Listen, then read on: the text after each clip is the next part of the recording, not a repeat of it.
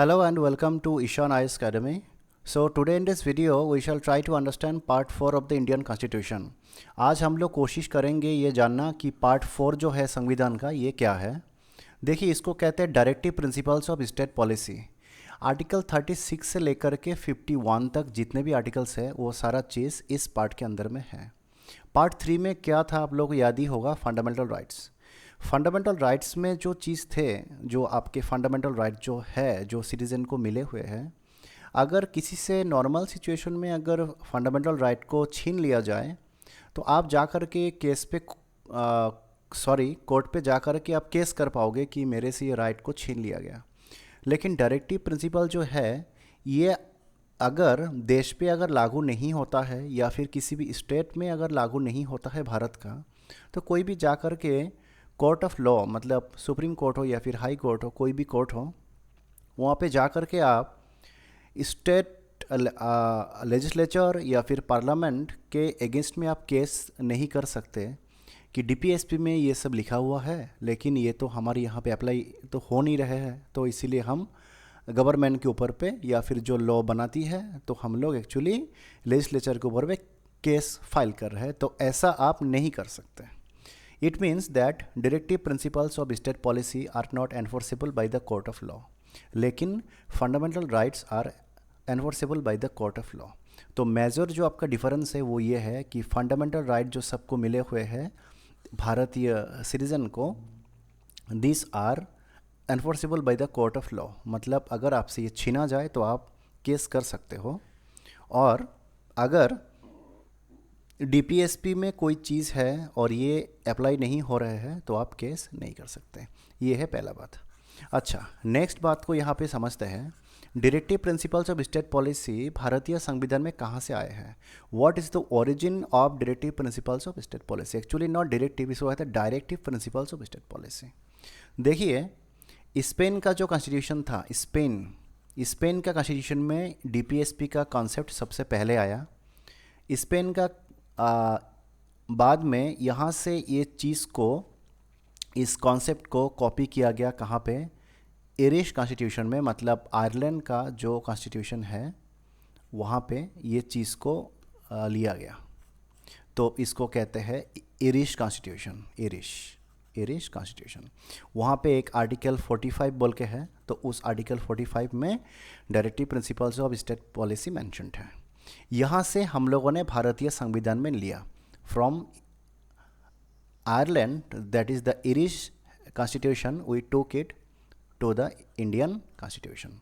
तो इसका जो ओरिजिन है, मेन ओरिजिन तो स्पेनिश कॉन्स्टिट्यूशन है, लेकिन वहाँ से उसको इनहेरिट किया गया आयरिश कॉन्स्टिट्यूशन में, और यहाँ से फिर से इसको इनहेरिट किया गया कहाँ पे? इंडियन संविधान में, भारतीय संविधान में। तो अभी देखिए ये आपका नेक्स्ट स्लाइड है। ऑल आर्टिकल्स ऑफ डीपीएसपी, मतलब पार्ट 4 जो है वही तो डीपीएसपी है, मतलब directive principles of state policy. तो यहाँ पे बोला गया कि all articles of DPSP that is from article 36 to 51 can be divided into 3 categories.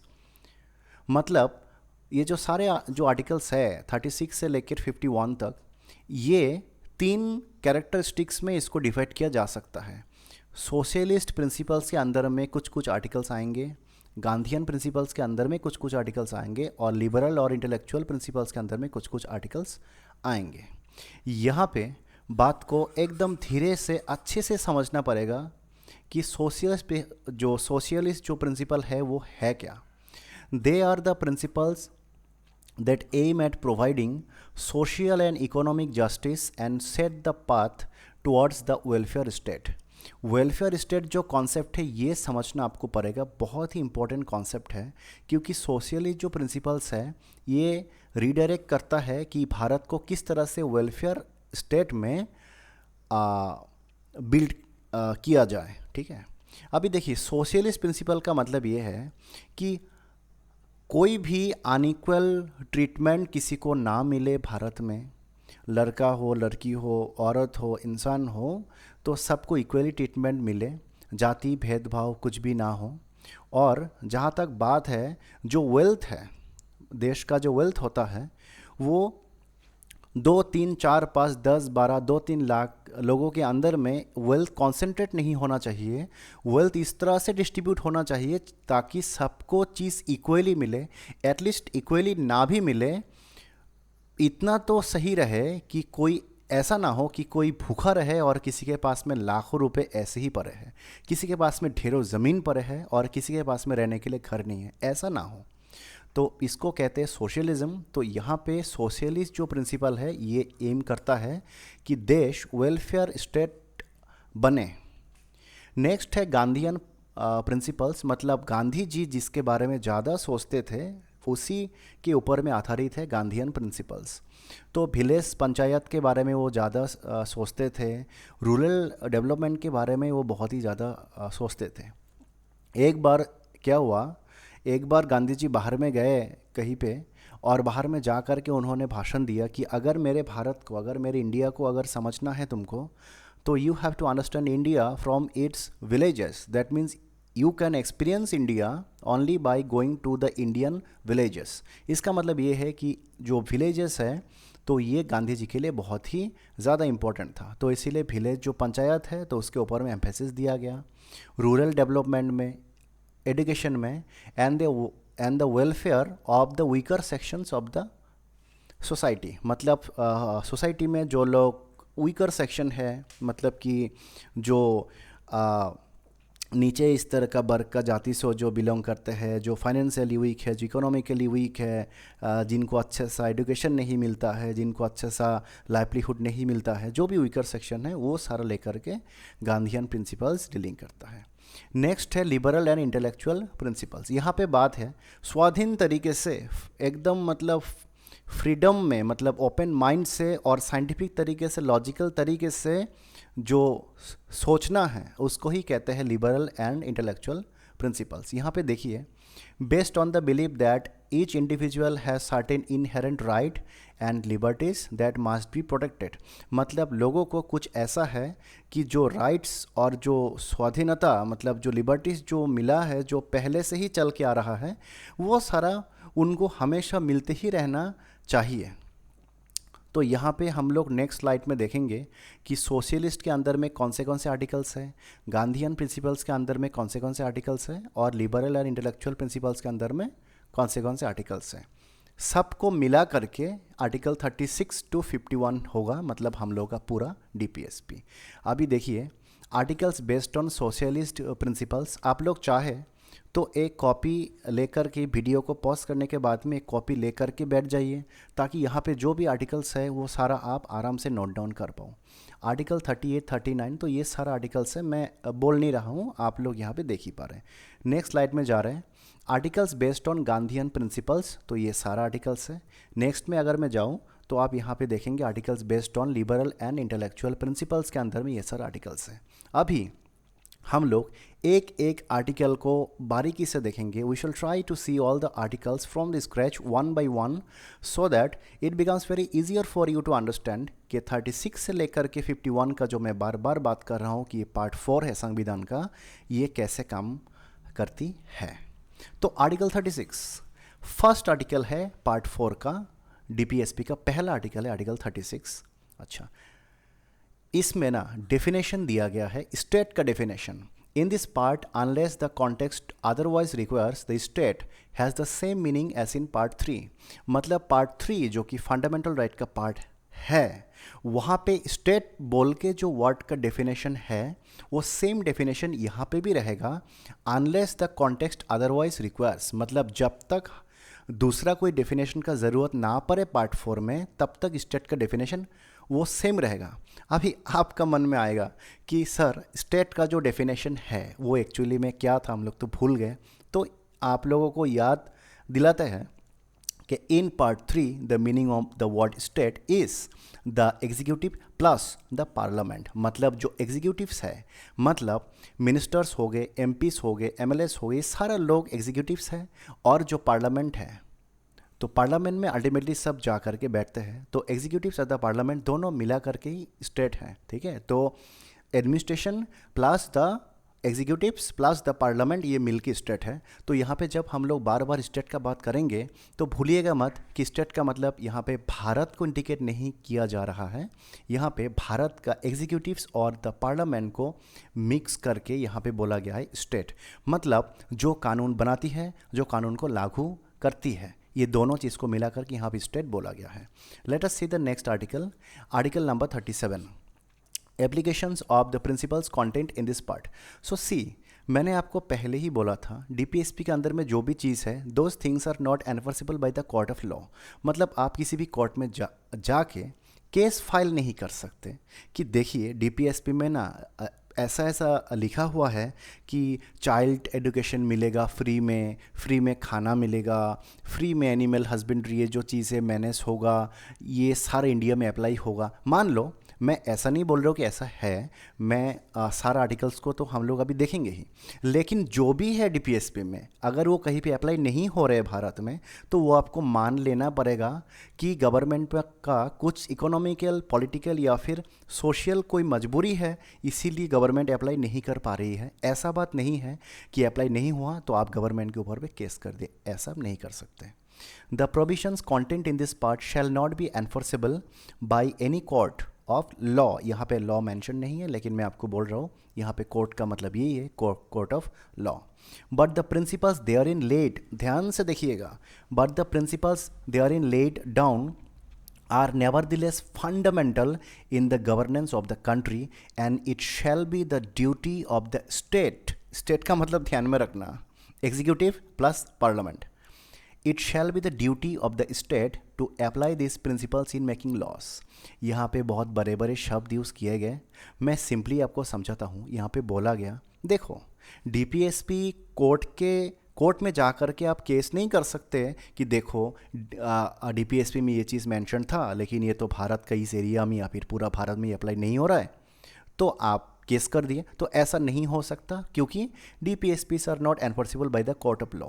लेकिन नेवरदिलेस ये बोला गया, गवर्नमेंट जब कोई लॉ बनाएगी, गवर्नमेंट तो अल्टीमेटली लॉ नहीं बनाती है, लेकिन अल्टीमेटली गवर्नमेंट ही बनाती है, क्योंकि जब आपको मेजोरिटी चाहिए होगा पार्लियामेंट में, तो जो गवर्नमेंट है तो उसी के पास में मेजोरिटी होंगे। एनीवेज, तो यहाँ पे बोला गया कि it shall be the duty of the state to apply this principles in making laws. मतलब जब भी कोई कानून बनेगी, स्टेट लेजिस्लेचर में बनेगी या फिर पार्लियामेंट में बनेगी, कहीं भी बनेगी, ध्यान रखना पड़ेगा कि डीपीएसपी जो चीज़ है वो सारा चीज़ को मान के कानून बना।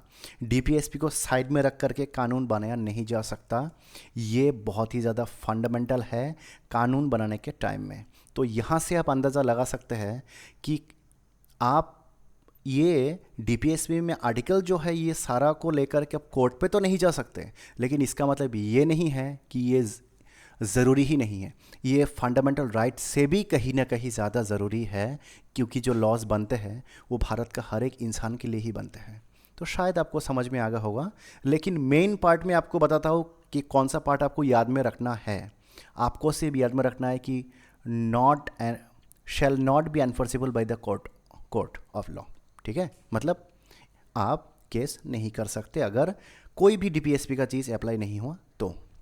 नेक्स्ट आर्टिकल में आते हैं, आर्टिकल नंबर 38। अभी यहाँ से स्टार्ट होता है रियल डीपीएसपी। ठीक है, पहला दो आर्टिकल जो मैंने अभी अभी बोला वो भी डीपीएसपी का ही है, लेकिन रियली अगर मैं बात करूँ सोशलिस्ट, गांधीयन, लिबरल और इंटेलेक्चुअल प्रिंसिपल्स का, तो आर्टिकल 38 से स्टार्ट होता है। State to secure a social order for the promotion of the welfare of the people.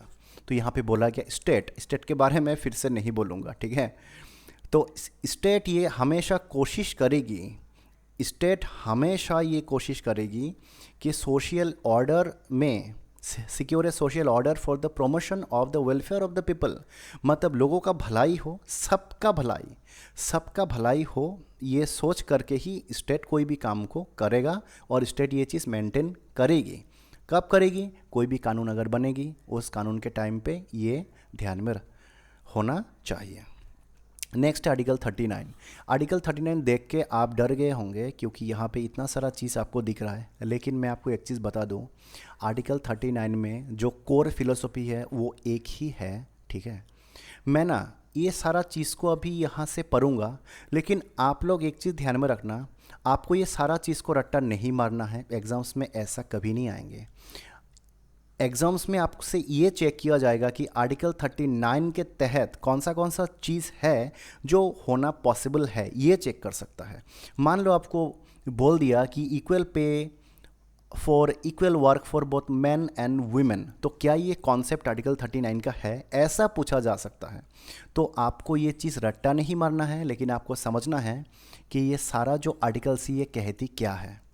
The state shall in particular direct it's policy towards securing, मतलब state जो भी policy बनाएगी ultimately वो ये कोशिश करेगी कि ये सारा चीज़ सिक्योर हो देश के लिए। अच्छा, थोड़ा सा देखते हैं।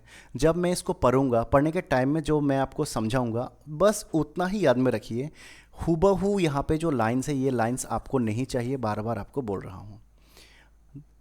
ए number, that the citizens men and women equally have the right to an adequate means of livelihood, मतलब मैन हो वुमेन हो, कोई भी सिटीजन हो भारत का, हर एक को अधिकार है कि वो एक अच्छा ज़िंदगी जी पाए या फिर जिए। तो क्या ही आपको याद नहीं रखेगा? सबका हक है, अधिकार है कि सब लोग अच्छे से जिए। अच्छा, बी को देखते हैं। That the ownership and control of the material resources of the community are so distributed as best to subserve the common good। यहाँ पे बोला गया, देखिए मटेरियल रिसोर्स का मतलब ये है कि जो मटेरियल चीज़ मिलता है भारत का मिट्टी में, इंडियन लैंड में जो भी चीज़ मिलता है, गोल्ड हो, सिल्वर हो, पानी हो, इवन सनलाइट हो, कुछ भी चीज़ हो जो कि देश का हित में काम आ सकता है, वो कहीं ऐसा ना हो कि सिर्फ कुछ लोगों का जेब भरने के लिए काम आए, ऐसा नहीं होना चाहिए। सबके लिए ही इक्वल काम आना चाहिए। नेक्स्ट है option C, that the operation of the economic system doesn't result in the concentration of wealth. तो यहाँ पे तो ये बोला ही गया है, ये तो इजीली समझ में आता है। मतलब किसी थोड़ा बहुत आदमी के हाथ में पैसा इकट्ठा होना नहीं चाहिए, सबके हाथ में पैसा डिस्ट्रीब्यूट होना चाहिए। पैसे का मतलब यहाँ पे मैं सिंपली बात किया वेल्थ का, यहाँ पे वेल्थ ही मेंशन है इसीलिए। डी नंबर है, that there is equal pay for equal work for both man and women. मतलब एक आदमी को अगर 10 घंटा काम करने पर 800 रुपये मिल रहा है, तो एक औरत अगर 10 घंटा काम कर रही है उसको भी 800 ही मिलना चाहिए। 900 भी नहीं मिलना चाहिए, 700 भी नहीं मिलना चाहिए। जो लड़का को मिलता है वो लड़की को ही मिलना चाहिए। नेक्स्ट है E number, that the health and strength of workers man and women and the tender age of children are not abused, and that the citizens are not forced by economic necessity to enter avocations unsuited to their age or strength।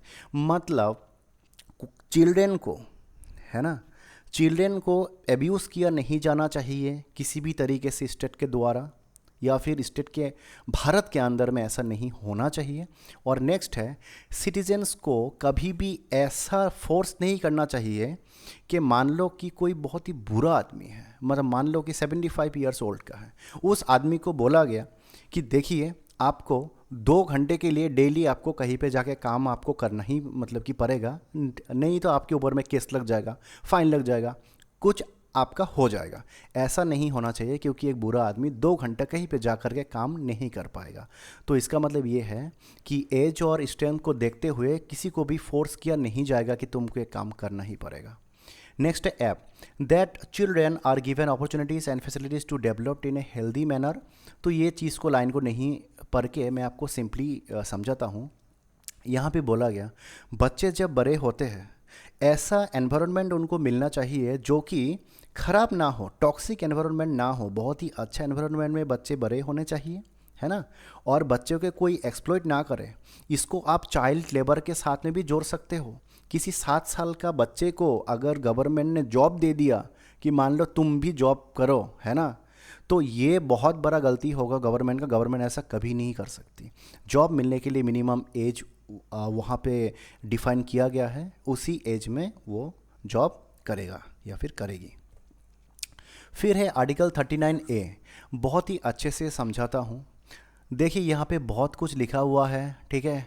ये सब चीज़ को आप चाहे तो यहाँ पे video को pause करके इसको पढ़ सकते हैं, लेकिन पढ़ के कोई फ़ायदा है नहीं। इसीलिए एकदम आराम से रहिए, मस्त रहिए, मैं आपको समझाता हूँ। यहाँ पे बोला the state shell secure that the operation of the legal system promotes, यहाँ पे मेन बात है प्रोवाइड फ्री लीगल एड। मान लो आप किसी केस में फंस गए और आप क्या हो, गरीब आदमी हो, यू आर पुअर, आपके पास में एडवोकेट के लिए पैसा नहीं है, तो गवर्नमेंट आपको एडवोकेट प्रोवाइड करेगी विदाउट एनी कॉस्ट। आप फ्री में एडवोकेट को आपको मिल जाएगा, उससे आप अपना डिटेल्स शेयर कर सकते हो, उससे आप अपना जो डिफेंस है वो आप सिक्योर कर सकते हो कोर्ट में। आप हारोगे कि जीतोगे वो तो आपका कर्म के ऊपर में है, कि अगर आपने कुछ किया है तो मरेंगे आप, वो अलग बात है। लेकिन बात यहाँ पे ये है कि आपको पूरा सहायता गवर्नमेंट के साइड से मिलेगी, कि अगर आपके पास में पैसा नहीं है फिर भी आप अपना हक, अपना जो जस्टिस, अपना न्याय को आप पाने के लिए आप लड़ सको, इतना आपको गवर्नमेंट सपोर्ट करेगी। तो एक चीज़ है, देखिए नालसा एक है, तो नालसा क्या है, ये लोग आप लोग कमेंट सेक्शन में ना मुझे लिखिएगा कि नालसा का मतलब क्या है, क्योंकि नालसा आर्टिकल 39A के साथ में पूरा लिंक्ड है। डीसी ऑफिस में कभी जाओगे या फिर कोई कोर्ट में जाओगे तो आपको नालसा वहाँ पे चीज़ आपको दिखेगा। तो नालसा का फुल फॉर्म अभी मैं आपको बोलूँगा नहीं, आप लोग थोड़ा सा रिसर्च करके कमेंट सेक्शन में लिख देना कि नालसा क्या है, और अभी जो नालसा जो काम कर रही है वो किस तरह से काम करे। पूरा चीज़ आपको लिखना नहीं है, आप सिर्फ नालसा का क्या है या फिर नालसा का जो फुल फॉर्म है इसको ही कमेंट सेक्शन में लिख देना।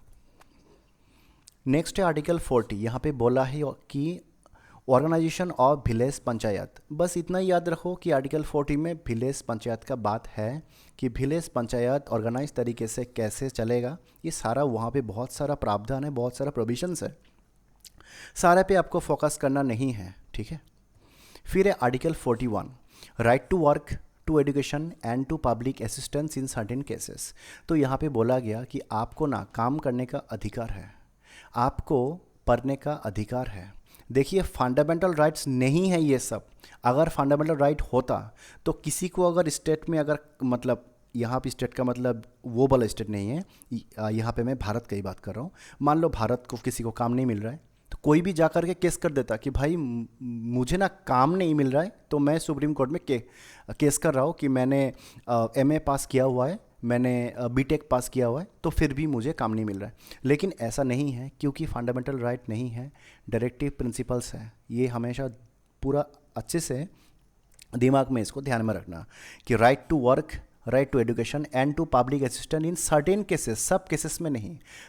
पब्लिक असिस्टेंस का मतलब है कि देखिए कोई अगर मान लो कि बुरा आदमी है, कोई मान लो कि डिजेबल है इंसान, कोई मान लो कि मतलब कि वीकर सेक्शंस है, तो इस स्टेट या फिर पार्लियामेंट को ये ध्यान में रखना चाहिए कि जब लॉज बनेगा तो लॉस इस तरह से डायरेक्ट किया जाए ताकि पब्लिक असिस्टेंस ज़्यादा से ज़्यादा लोगों को मिल सके। नेक्स्ट है article 42, provisions for just and human conditions of work and maternity leaves. अच्छा, यहाँ पे एक चीज़ देखिए, यहाँ पे बात किया गया जस्ट एंड ह्यूमन कंडीशंस के बारे में। तो आर्टिकल 42 में ये सब है। जस्ट मतलब जहाँ पे आप काम करते हो ना, वो काम अगर आपके लायक नहीं है तो उसको हम लोग कहेंगे इनजस्ट कंडीशन, है ना। और ह्यूमन कंडीशन का मतलब ये है कि एक इंसान के लायक होना चाहिए वो चीज़। गवर्नमेंट आपको मान लो ऐसा काम दे दिया, आपको बोला कि एक मतलब 1 किलोमीटर एक ऊंचाई का बिल्डिंग बन रहा है, तो तुमको क्या करना है, तुमको मतलब पैराशूट से ऊपर में जा करके तुमको काम करना है।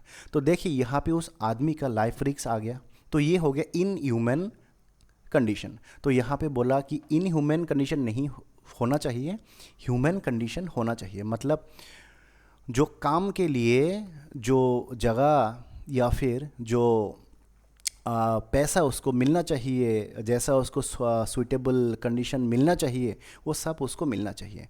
और मैटरनिटी लीव्स मतलब पर्सनल अगर कोई प्रॉब्लम हो या फिर कुछ भी प्रॉब्लम हो, तो अगर उसको लीव चाहिए तो वो लीव उसको मिलना चाहिए। पर्सनल प्रॉब्लम का मतलब ऐसा नहीं है कि मान लो आपका थोड़ा सा सर दर्द हो गया तो आपने गवर्नमेंट को बोला कि मैं 1 मंथ तक ऑफिस में नहीं आऊँगा क्योंकि मेरा सा थोड़ा सा सर दर्द है, ऐसा बात बिल्कुल नहीं है। लेकिन मान लो कि कोई औरत प्रेग्नेंट है कि नहीं, तो अभी मान लो कि एकदम मतलब लास्ट मोमेंट में वो उन्होंने बोला कि उनको 7 दिन का लीव चाहिए, तो उनको 7 दिन का लीव देना चाहिए। ऐसा नहीं है कि जो स्टेट है वो बोले कि नहीं तुम लीव ले ही नहीं सकते चाहे जो भी हो, तो ऐसा गवर्नमेंट नहीं कर सकती। गवर्नमेंट इसीलिए बोल रहा हूँ कि स्टेट और पार्लियामेंट का जब बात आए तो अल्टीमेटली गवर्नमेंट का बात ही आता है। Article 43 living veg etcetera for workers, मतलब सॉरी वर्कर्स, तो यहाँ पे बात ये है कि लिविंग वेज तो मतलब डेली का जो पैसा जो मिलता है वो पैसे का बात यहाँ पे किया गया है वर्कर्स के लिए। Article 43A participation of workers in management of industries, यहाँ पे बोला गया कि जो वर्कर्स होते हैं वर्कर्स का पार्टिसिपेशन कहीं ना कहीं जो बड़े बड़े इंडस्ट्रीज़ का जो मैनेजमेंट है वहाँ पर भी होना चाहिए और ज़रूर होना चाहिए। अच्छा, एक बात मैं बोलता हूँ, मान लो एक वर्कर है जो कि मैट्रिक पास है या फिर हायर सेकेंडरी पास है, जो मैनेजमेंट बैठा हुआ है इंडस्ट्री वहाँ पे मान लो एमबीए का लोग है, आईआईटियंस है, स्टैनफोर्ड से कोई आया है, हार्वर्ड से पढ़ के आया है, बड़े बड़े आदमी हैं, सीईओ से, एमडी से, एग्जीक्यूटिव से, वहाँ पे जा कर के एक वर्कर बैठ कर के एडवाइस देगी, ये बात यहाँ पे नहीं किया जा रहा है। ठीक है, यहाँ पे ये बात किया जा रहा है कि मैनेजमेंट में थोड़ा सा वर्कर्स का भी कंट्रीब्यूशन होना चाहिए ताकि वर्कर्स का वो वर्कर्स को भी मैनेजमेंट में क्या हो रहा है थोड़ा सा बात पता चले, और वर्कर्स अपना थोड़ा सा अगर कुछ हक है या फिर मान लो कोई उनको क्लैरिफिकेशन चाहिए या फिर मान लो कोई उनका डिमांड है वो भी मैनेजमेंट में थोड़ा सा रख पाए। सिर्फ डिमांड का ही बात नहीं, ऐसा भी हो सकता है कि वर्कर्स का एडवाइस से मैनेजमेंट को बहुत मदद मिले, ऐसा भी तो हो सकता है।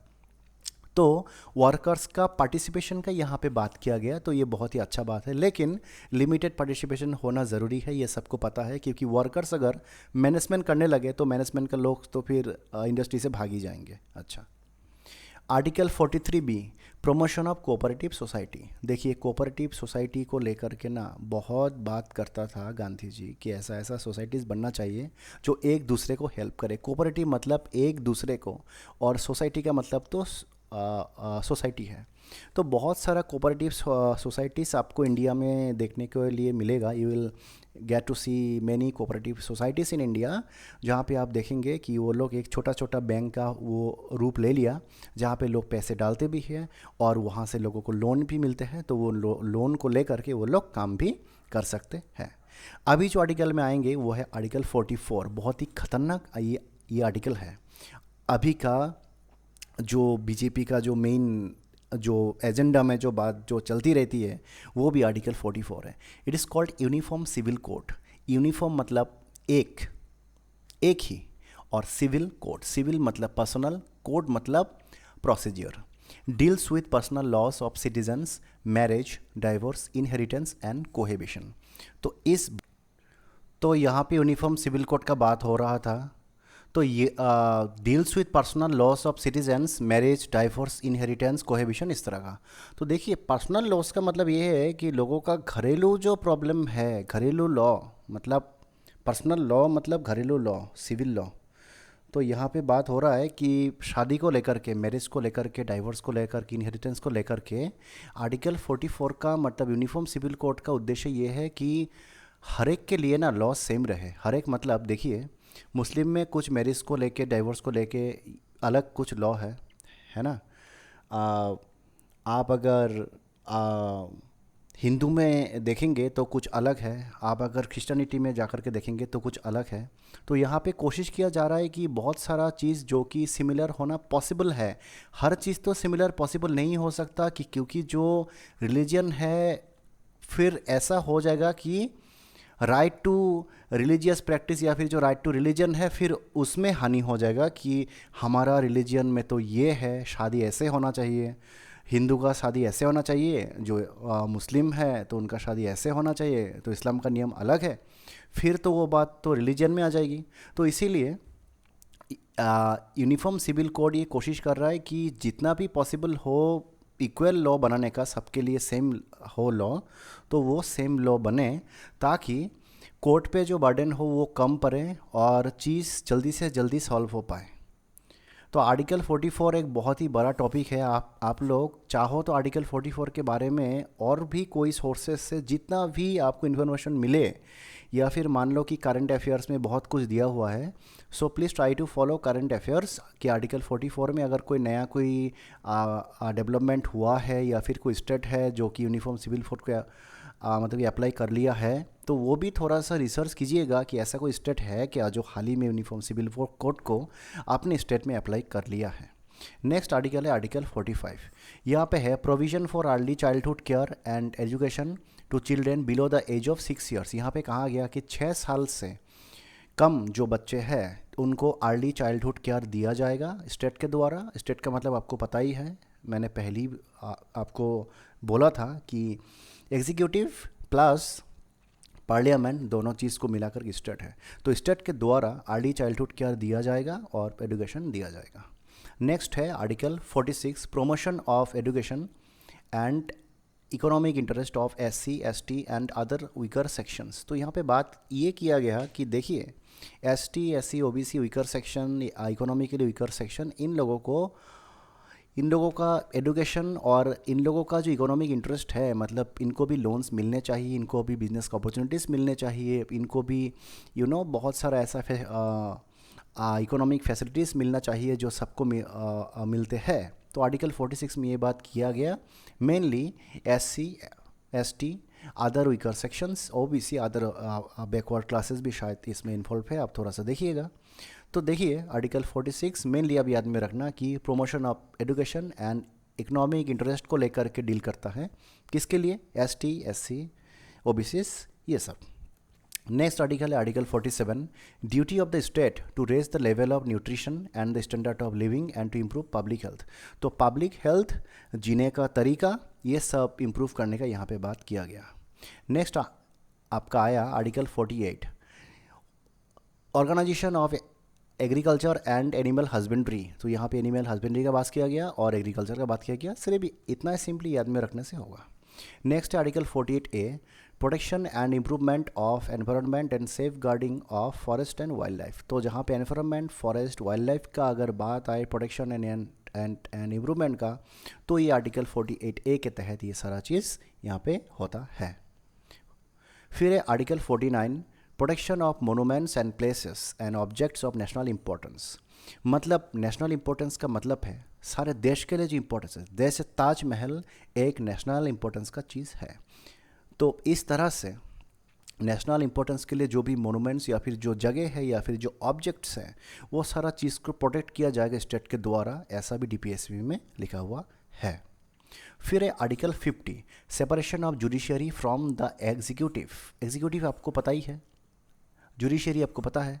जुडिशियरी, एग्जीक्यूटिव और legislature, these are the 3 pillars of democracy, है कि नहीं।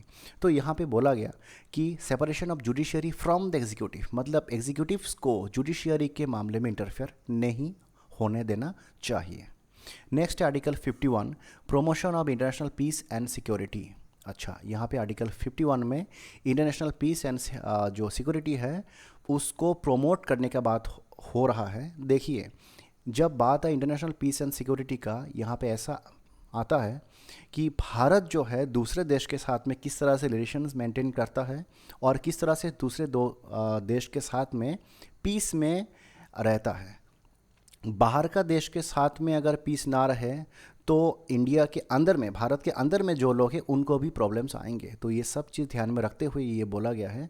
और एक चीज़ बोला है कि कोई भी अगर मतलब कि डिस्प्यूट्स हो या फिर कोई भी झगड़ा हो, विवाद हो, तो उसको बातचीत से सॉल्व किया जाएगा, ना कि युद्ध से सॉल्व किया जाएगा। वॉर से सॉल्व किया नहीं जाना चाहिए, बातचीत से, नेगोशिएशन से, एक दूसरे देश का बात को समझ के एक मैच्योर तरीके से सॉल्व किया जाए।